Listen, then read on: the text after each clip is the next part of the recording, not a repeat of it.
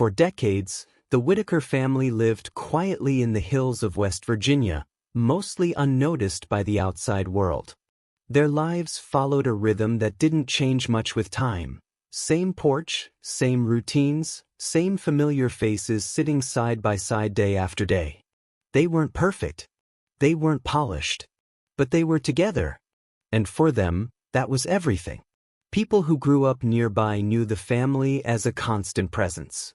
You could drive past their place year after year and see the same figures sitting outside, waving or nodding, existing in a way that felt untouched by the rest of the world's urgency.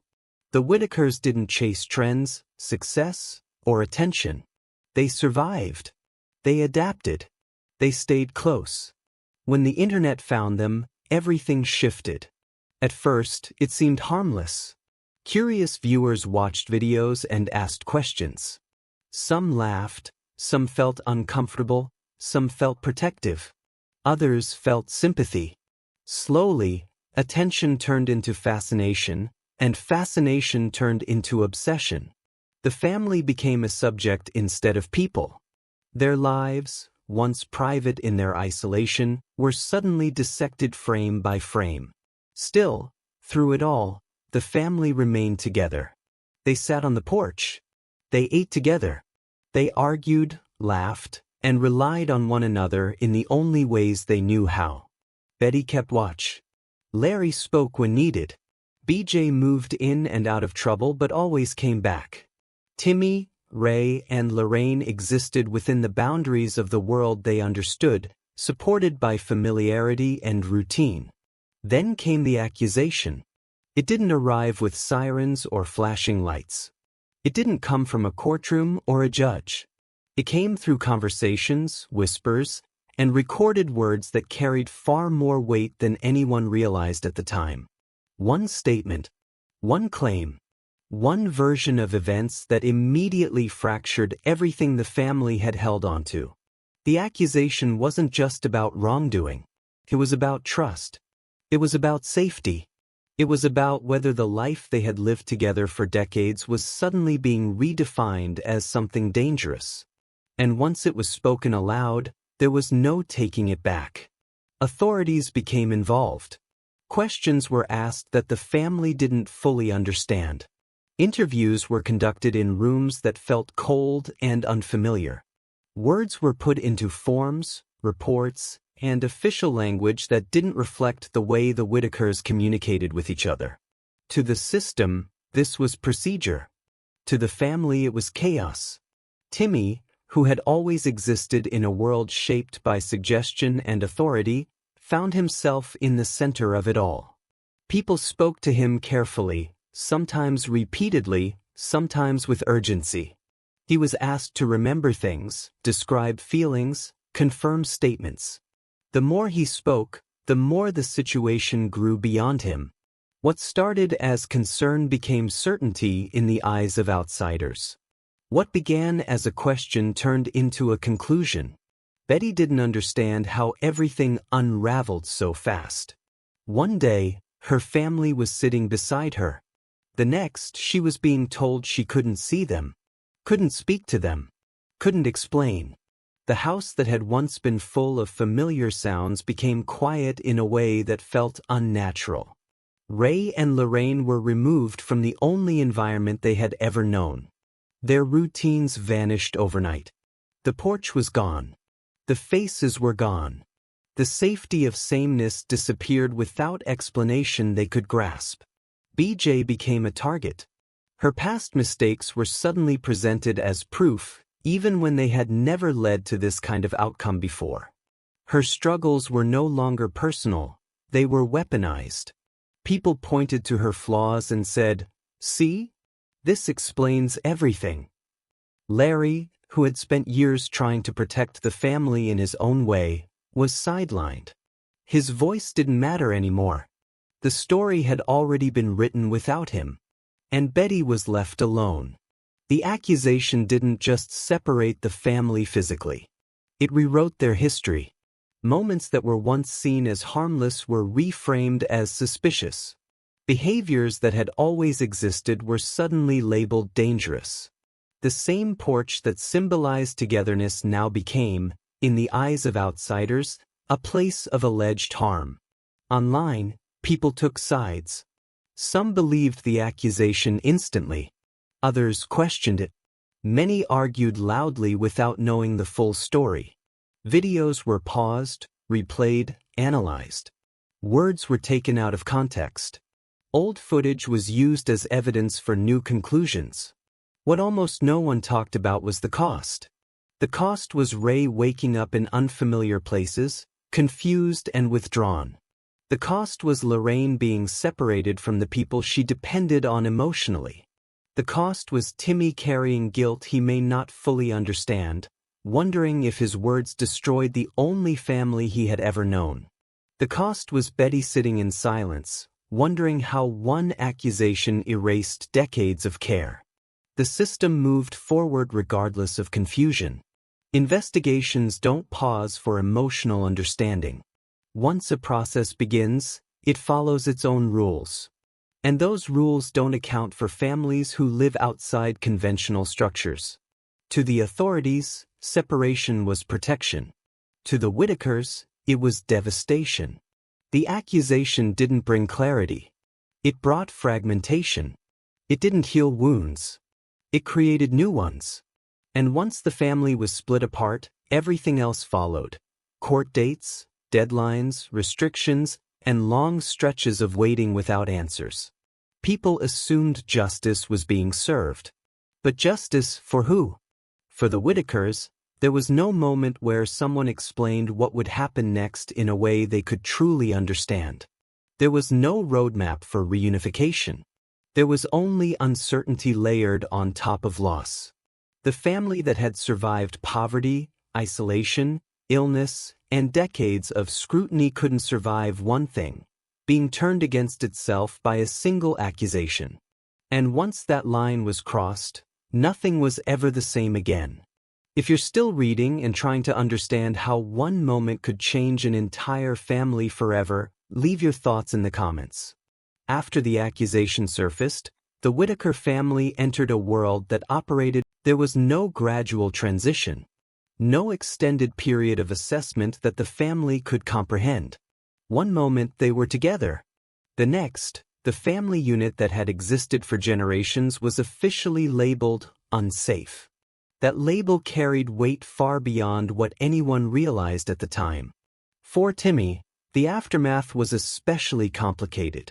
He was suddenly surrounded by authority figures who spoke with confidence and certainty. Questions were repeated. Clarifications were requested. Each conversation subtly reinforced the idea that his words mattered in ways he had never experienced before. And when someone is praised for speaking up, even gently, it can blur the line between truth, suggestion, and expectation. People often forget that vulnerability doesn't always look like silence. Sometimes it looks like compliance. Timmy had lived his entire life following guidance from others. When adults asked him questions, he answered. When they corrected him, he adjusted. That was his normal. But this time, the stakes were higher than anyone explained to him. Each answer carried consequences he couldn't possibly understand. Online, discussions exploded. Some viewers insisted that the accusation must be true because the system wouldn't act without reason. Others pushed back, pointing out that systems have failed vulnerable families before, especially those who don't communicate or live in conventional ways.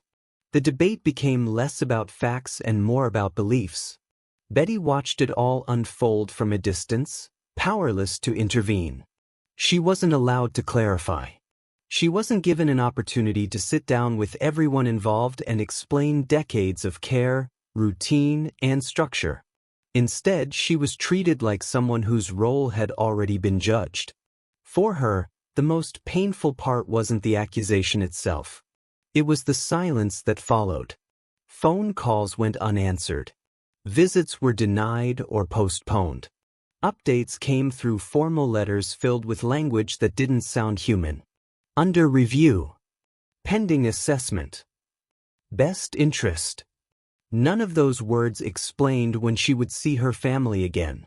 Ray struggled the most with the separation. He had always thrived on familiarity. The porch, the voices, the routine of sitting, standing, pacing, returning. When all of that disappeared, something in him shut down. People who later encountered him noticed the change immediately. He was quieter, less animated, less present. Lorraine, too, was displaced from the emotional anchors that made her feel safe. Being moved into new environments, surrounded by unfamiliar caregivers, disrupted her sense of identity. The people who knew her best were no longer there to interpret her needs or comfort her in the ways only family can. BJ, meanwhile, found herself cast in a role she couldn't escape. Her past mistakes were now central to the narrative, regardless of whether they were relevant to the accusation itself. People spoke about her as if her entire life had been leading to this moment. Every struggle became evidence. Every flaw became confirmation. No one talked about growth. No one talked about effort. No one talked about the fact that people can change. Larry tried to speak up, but his voice carried little weight. He wasn't the accuser. He wasn't the authority. He was just another family member insisting that what was being said didn't match what they had lived. And in systems built on documentation and procedure, lived experience often comes last. As weeks turned into months, the accusation stopped being questioned and started being treated as fact in public conversations. The word alleged disappeared. Assumptions hardened. People who had never met the family began to speak with certainty about what had happened behind closed doors. The internet doesn't wait for outcomes. It decides. What made the situation even more devastating was that no clear resolution was offered. The family wasn't told, "Here is what you must do to reunite." There was no checklist, no timeline, no reassurance. Only vague expectations and endless waiting. For Betty, each day felt like a punishment without a sentence. She replayed memories constantly. Meals cooked, clothes washed, arguments resolved, holidays spent together. She questioned herself endlessly, wondering if she had missed something, misunderstood something, or failed in some invisible way. That kind of doubt eats away at a person, especially when they are denied the chance to defend themselves. The accusation didn't just remove the family from one another. It planted fear. Fear that any word spoken could make things worse. Fear that pushing too hard would be seen as resistance. Fear that silence would be interpreted as guilt. The family existed in a state of emotional paralysis, unsure of how to move forward without causing further damage. Supporters online tried to help, but even that became complicated. Donations, messages, and public pressure sometimes backfired, drawing more scrutiny instead of relief. What was meant as advocacy occasionally felt like interference. The family didn't need attention anymore. They needed understanding. They needed professionals who could see beyond reports and labels. They needed advocates who understood disability, poverty, and non-traditional family structures. They needed patience. They needed time. Instead, they were given separation. As the months passed, the original accusation faded into the background, replaced by the reality it had created. Whether true or not, the damage was done. The family was no longer whole. Relationships were strained by distance and confusion. Trust in outsiders was shattered. And the hardest truth of all was this: even if the accusation were eventually dismissed or softened, nothing could undo what had already happened. The Whittaker family had been changed forever, not because of a proven act, but because of the aftermath of an unproven claim. The porch would never feel the same again. If you're still following the story and grappling with how one accusation reshaped an entire family, share your thoughts in the comments. As time moved on, the Whittaker family found themselves trapped in a strange limbo, neither reunited nor fully separated in spirit. The world around them kept moving, but their lives were frozen at the moment everything changed. Each day felt like a continuation of the same unanswered question: what happens now?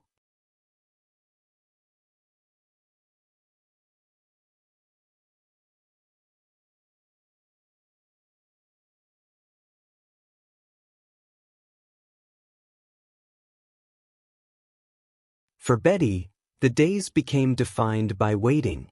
Waiting for a call. Waiting for permission. Waiting for someone to finally explain what the future looked like.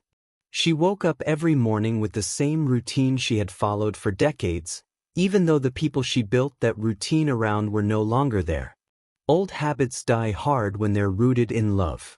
She still cooked as if more mouths would be at the table. She still caught herself listening for familiar sounds.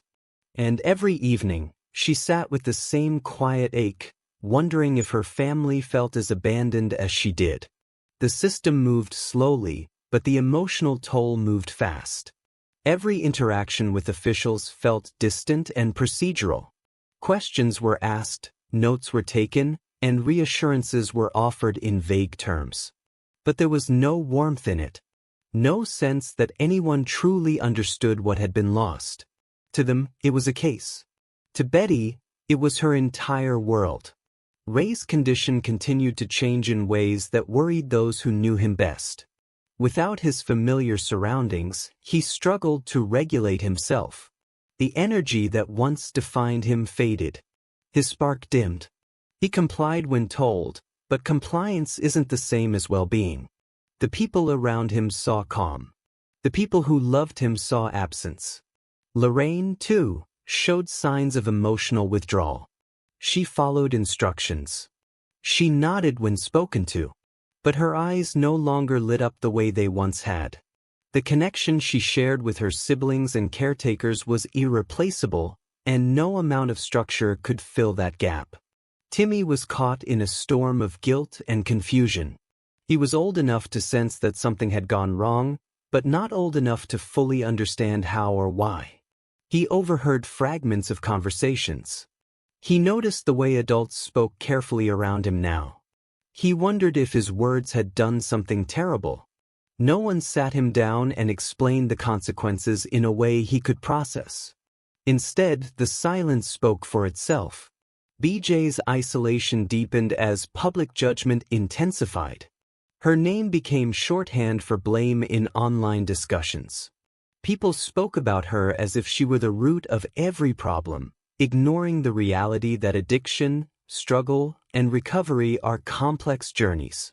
She wasn't perfect, but perfection had never been required of anyone else. What hurt her most was not the criticism from strangers, but the way the narrative erased her humanity. Her love for her family was never questioned by those who truly knew her. Yet online, her entire identity was reduced to her worst moments. Larry tried to be the steady presence he had always been, but even he was wearing down. He felt invisible in a process that didn't seem to value first-hand experience. He watched as others spoke about his family without ever speaking to them. He wanted to protect them, but he didn't know how to fight a system that spoke a language he didn't understand. The family's story had become fragmented, told in pieces by people who weren't living it. Supporters remained divided. Some believed the system was doing what it had to do. Others believed the family had been unfairly targeted. But over time, the loudest voices weren't always the most informed. Speculation replaced patience. Judgment replaced empathy. And through it all, the family waited. What became increasingly clear was that the accusation had shifted the burden of proof. Instead of the system needing to justify the separation, the family was expected to prove they deserved to be whole again. That subtle shift changed everything. Every visit, when allowed, felt monitored. Every word was measured. Every emotion was restrained. The family learned quickly that showing frustration could be interpreted as instability, while silence could be seen as acceptance. There was no safe way to simply be human. Betty often wondered how a family could survive something like this intact. She questioned whether love alone was enough when distance and doubt were constantly reinforced. She worried about what prolonged separation would do to their bond, especially for those who depended most on consistency. She worried about forgetting and being forgotten. As months passed, the original accusation became less important than the consequences it had created. Even if everything were resolved tomorrow, the damage would remain. Trust had been broken. Trauma had settled in. The family would never return to the same version of themselves they once were. And yet, despite everything, hope refused to disappear entirely. It lingered in small moments, in memories replayed, in the belief that truth, even delayed, still mattered. The family held on to the idea that being together again, however imperfectly, was worth continuing to fight for. What the outside world often missed was this: the Whittaker family didn't need to be fixed. They needed to be understood. They needed support that didn't come with judgment, intervention that didn't come with spectacle, help that didn't arrive too late. One accusation had changed everything. But the story wasn't just about that moment, it was about what followed. About how systems respond to vulnerability. About how quickly narratives harden. About how easily families like theirs can be reshaped by forces they never invited. And as the days stretched on, one question remained unanswered for all of them. Would the truth ever be enough to bring them back together? If you're still trying to understand how one moment can alter so many lives, share your thoughts in the comments. By the time the months blurred into one another, the Whittaker family was no longer just living through a separation, they were living through a slow erosion of certainty. Nothing felt solid anymore. Not timelines. Not promises. Not even memories, which now carried a sharp edge of grief alongside warmth. Betty felt the change most in the quiet. Silence had always been part of her life, but this was different. This silence wasn't peaceful. It wasn't earned at the end of a long day. It was heavy, imposed, and full of things left unsaid. The house no longer felt like a home. It felt like a place holding its breath. She replayed conversations in her mind, searching for the moment where everything went wrong. Was there something she missed? Something she should have said differently? The questions looped endlessly, with no answers to catch them.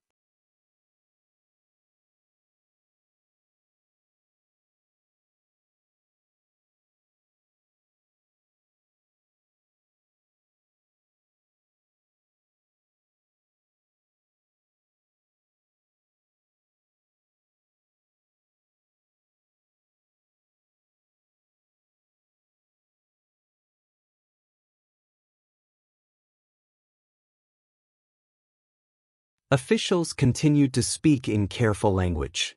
Words like progress, evaluation, and review were used often, but they meant very little when stripped of clarity. Each update sounded hopeful enough to prevent outrage, yet vague enough to avoid accountability. It was a balance the system knew well. Betty learned that hope could be exhausting. Visits, when allowed, were controlled and brief. The family had to relearn how to be together under watchful eyes. Natural affection became something to measure. Every hug felt timed. Every reaction felt observed. Love was no longer instinctive, it was regulated. Ray struggled the most during these moments. He recognized faces, voices, familiar energy, but the context was wrong. He didn't understand why togetherness now came with limits. The confusion showed in his posture, his expressions, the way he withdrew when the visit ended. Each goodbye reopened the wound. Lorraine tried to remain calm, but the emotional toll crept in quietly.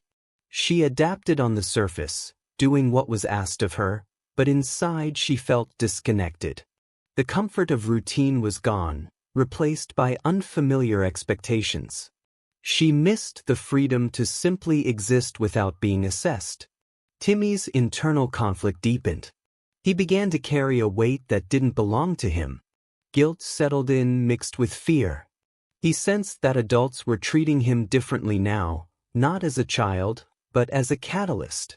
No one explained to him what role his words had played, but he felt responsible all the same. That kind of burden changes a person. BJ, watching from the margins, felt both anger and shame battling inside her. She wanted to scream that she was still a sister, still family, still human. But every attempt to speak was met with skepticism or dismissal. The label placed on her was easier for people to accept than the truth of her complexity. Recovery is rarely linear, and BJ's journey had never been simple. But now, her past was being used to justify her exclusion, not just from public sympathy, but from meaningful involvement in her family's future. She wasn't allowed space to grow, only space to be judged. Larry, who had always believed that persistence could solve most problems, began to feel powerless. He attended meetings. He answered questions. He complied. Yet the outcome never seemed to change. He realized that cooperation alone wasn't enough when the system had already decided how to see them. The hardest part wasn't being unheard, it was being misunderstood. Online, the conversation continued to fracture. Some supporters drifted away, tired of waiting for resolution. Others doubled down, arguing fiercely about who was to blame. The family's story had become entertainment to some, debate material to others.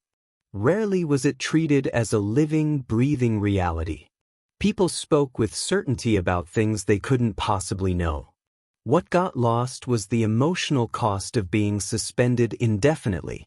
Trauma doesn't require violence to take root. It grows in uncertainty, in prolonged fear, in the absence of control. Every member of the family was carrying it in different ways. Betty worried about what would happen if this dragged on for years. She feared that the longer they were apart, the easier it would become for the world to accept that separation as permanent. Time, she realized, was not neutral. It was working against them. She also feared what reunion would look like, if it ever came. Would they recognize each other the same way? Would trust return? Would the joy outweigh the pain, or would the scars always speak louder? The accusation itself no longer needed to be proven true to have lasting consequences. Its existence alone had altered everything.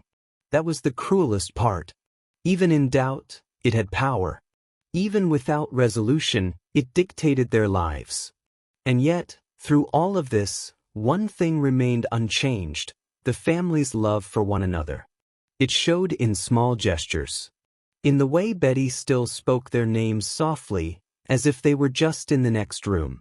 In the way Ray responded to familiar voices, even through confusion. In the way Lorraine relaxed, even briefly, during visits. In the way Timmy's eyes searched for reassurance. Love didn't disappear. It just had to survive under pressure. As the weeks passed, it became clear that healing, real healing, would require more than paperwork and compliance. It would require acknowledgement of harm, accountability for mistakes, and above all, humanity. But systems aren't designed for that.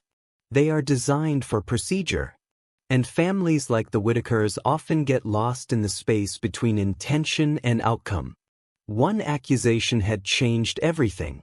But the damage wasn't just in what was said, it was in how the aftermath unfolded. In how quickly people chose sides. In how slowly compassion moved. In how easily a family's voice was replaced by institutional authority. The question now wasn't just whether the family would be reunited. It was whether they would ever feel whole again. If you're reflecting on how prolonged uncertainty can affect families like this, share your thoughts in the comments. By the time the family realized how deeply everything had changed, there was no clear path back to what once was. The accusation had not only split the household, it had reshaped identities, relationships, and futures in ways no one had prepared for. What lingered was not just loss, but a quiet reckoning with the truth that some things, once broken, do not return to their original form. Betty learned this in moments that caught her off guard. Standing at the sink, washing dishes meant for more people than were there. Folding clothes that no one was coming to wear. Sitting on the porch at dusk, listening to sounds that once blended with laughter and movement. These were not dramatic scenes. They were ordinary moments made unbearable by absence. She stopped marking days on the calendar. Time no longer moved in units that made sense. Instead, it stretched and contracted depending on the weight of the day. Some mornings felt endless. Some weeks vanished without memory. The future became something she feared looking toward. What hurt most was not just that her family had been taken apart, but that their story was no longer theirs to tell. Decisions were made in rooms they were not invited into. Conclusions were drawn without their voices present. Every update felt filtered through a lens that did not reflect who they truly were.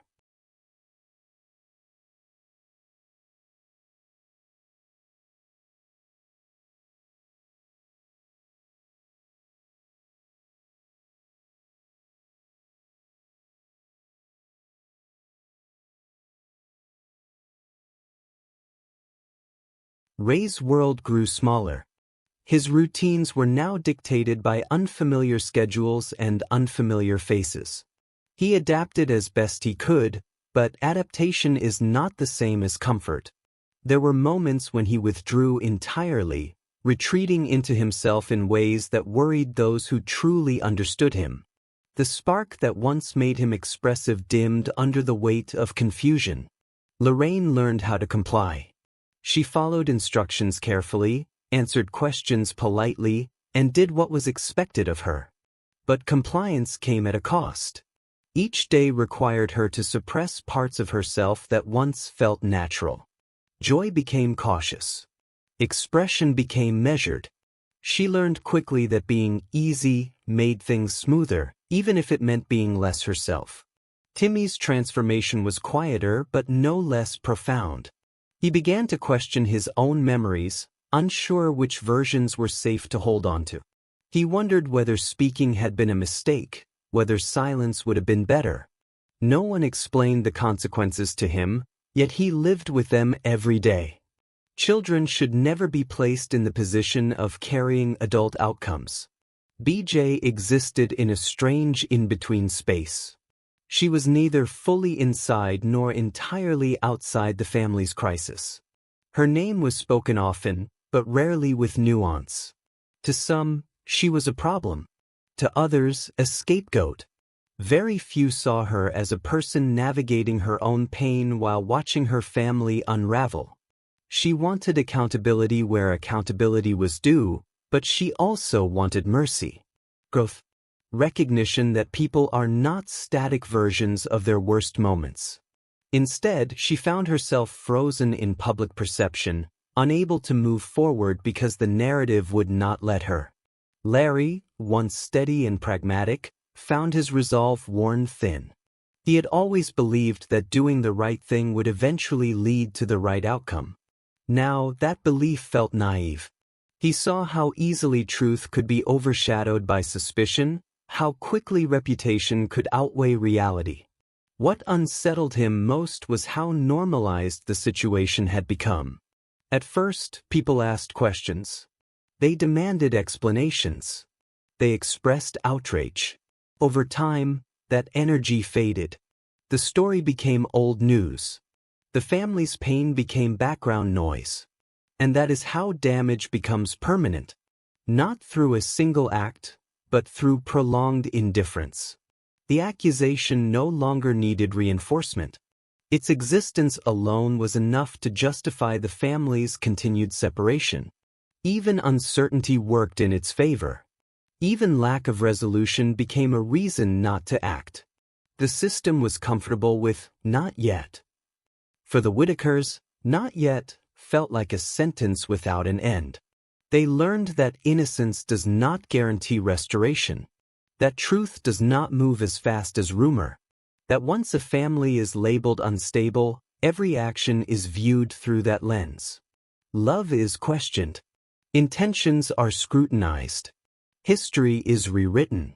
Yet, despite everything, the family did not turn on one another. There were moments of frustration, of course. Moments when anger flared. Moments when grief came out sideways. But beneath it all, the bond remained. Frayed, strained, but present. That alone became an act of resistance. Betty refused to speak badly of her children. She refused to rewrite her love to fit someone else's comfort.